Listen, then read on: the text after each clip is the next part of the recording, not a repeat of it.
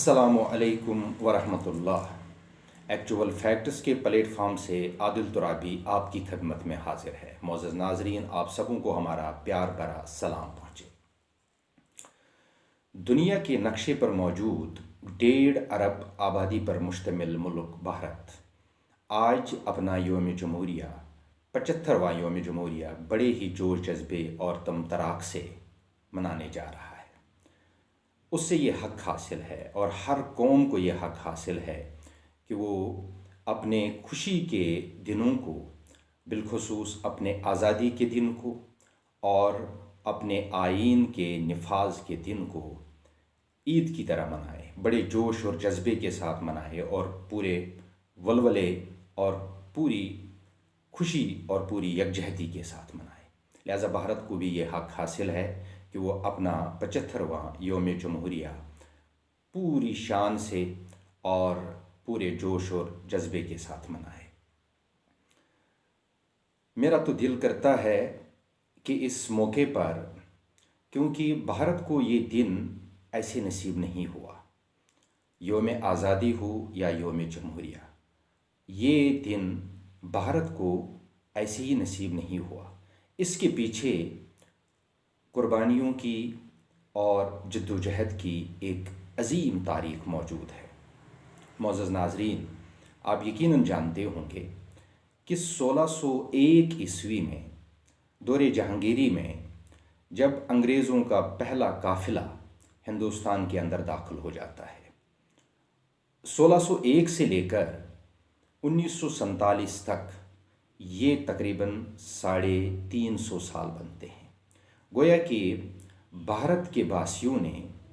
350 سال تک انگریز سامراج کے خلاف جنگ آزادی لڑی ہے، اور اب اگر ہم صرف 1857 کی جنگ آزادی سے ہی اس جنگ کو شمار کریں تو 1857 سے لے کر 1947 تک بھی یہ کم و بیش 90 سال کا طویل عرصہ بنتا ہے۔ ان 350 سالوں یا 90 سالوں میں بھارت کے طول و عرض میں انگریز سامراج نے ظلم و جبر اور بربریت کی انتہا کر کے رکھ دی تھی۔ انگریز سامراج نے بھارت کے شہریوں کی زندگیوں کو ڈور و ڈھنگر کی طرح کر کے رکھ دیا تھا۔ نہ ان کے کوئی حقوق تھے، نہ ان کی کوئی آزادی تھی، نہ ان کے لیے کوئی روزگار کے مواقع تھے، اور نہ دوسرے جو بنیادی حقوق انسان کو میسر ہوتے ہیں اور ہونے چاہیے، ان تمام حقوق سے بھارت کے باسیوں کو محروم کر کے رکھ دیا تھا۔ جنگ آزادی شروع ہو جاتی ہے۔ یہ الگ بات ہے کہ بھارت اپنی جنگ آزادی کی تاریخ میں گاندھی جی کا نام تو لیتے ہیں، بھگت سنگھ اور ولبھ بھائی پٹیل، سبھاش چندر بوس کا نام تو لیتے ہیں، لیکن وہ یہ بھول جاتے ہیں کہ اس طویل اور اس عظیم جدوجہد اور جنگ آزادی میں، اس کی بنیادوں میں سراج الدولہ اور ٹیپو سلطان کا خون بھی شامل ہے، بلکہ سراج الدولہ اور ٹیپو سلطان کا خون بھارت کی جنگ آزادی کی بنیادوں میں شامل ہے۔ معزز ناظرین، آپ یہ بھی جانتے ہوں گے کہ 1857 کے بعد جب یہ جنگ آزادی تیز اور توانا ہو جاتی ہے تو اس جنگ آزادی کو سینچنے کے لیے 40,000 علماء کرام اپنی جانوں کا نذرانہ پیش کرتے ہیں۔ تاریخ یہ کہتی ہے کہ دہلی سے لے کر لاہور تک بڑی شاہراہوں کے اوپر کوئی درخت ایسا نہیں ملتا تھا کہ جس کے اوپر کسی نہ کسی عالم دین کی لاش لٹکتی نہ دیکھی گئی ہو۔ معزز ناظرین، یہ طویل جدوجہد اور یہ صبر آزما جدوجہد اور یہ عظیم قربانیاں دینے کے بعد بھارت کو یہ دن نصیب ہوتا ہے، آزادی کا دن نصیب ہوتا ہے، اور آزادی کا دن نصیب ہونے کے 3 سال بعد یعنی 26 جنوری 1950 کو بھارت کے عوام کو یہ خوشی بھی نصیب ہوتی ہے کہ وہ اپنا بنایا ہوا آئین اپنے اوپر نافذ کرتے ہیں۔ اس سے یوم جمہوریہ کے طور پر وہ 75 سالوں سے مناتے چلے آ رہے ہیں، اور یہی 26 جنوری 1950 کی تاریخ ہے۔ معزز ناظرین، جیسا میں نے پہلے آپ کے گوش گزار کیا کہ کس کا دل نہیں کرتا کہ اتنی عظیم قربانیوں کے بعد اور اس طویل اور صبر آزما جدوجہد کے بعد بھارت میں موجود، آج کے بھارت میں موجود 1.5 ارب لوگوں کو یوم جمہوریہ کے موقع پر مبارکباد پیش کیا جائے۔ کون کنجوس ہوگا جس کا دل یہ نہیں چاہتا کہ ان تمام تر قربانیوں کی لاج رکھتے ہوئے، ان کا خیال رکھتے ہوئے بھارت کے اس یوم جمہوریہ کے موقع پر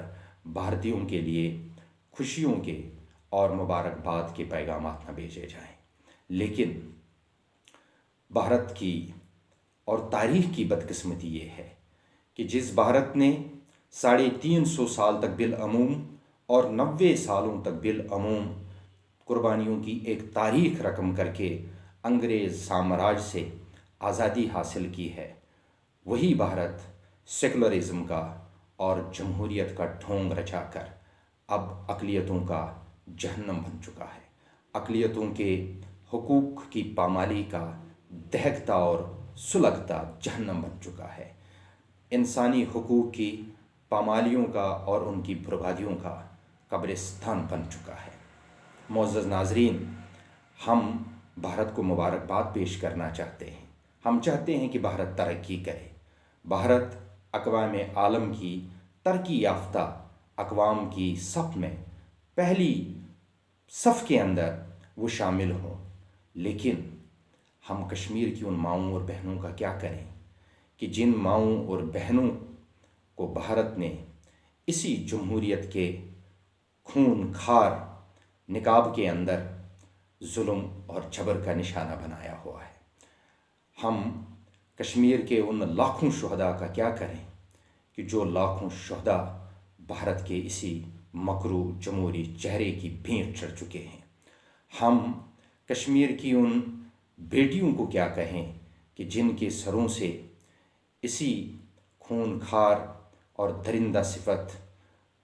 دنیا کی سب سے بڑی جمہوریت کے دعوے دار بھارت نے ان کے سروں سے چادریں تک چھین لی ہے۔ ان بچوں کو کیا کہیں کہ جو اسی جمہوریت کے چیمپئن بھارت کے فوجیوں کے بلٹ گنوں کا شکار ہو کر اپنی آنکھوں کی بینائی کھو چکے ہیں۔ معزز ناظرین، ہم اس کے باوجود یہ بات آپ تک پہنچانا چاہتے ہیں، پوری دنیا تک پہنچانا چاہتے ہیں کہ برا ہو ان اہل سیاست کا کہ جو اپنے مذموم مقاصد کے لیے اور اپنے گٹھیا مقاصد کے لیے، اپنے ہیچ مقاصد کے لیے، اپنی عیاشیوں کے لیے انسانی جذبات کا خون کرتے ہیں، انسانی آزادیوں کو پامال کرتے ہیں اور انسانی امن اور انسانی ترقی کے خواب کو چکنا چور کر دیتے ہیں۔ معزز ناظرین،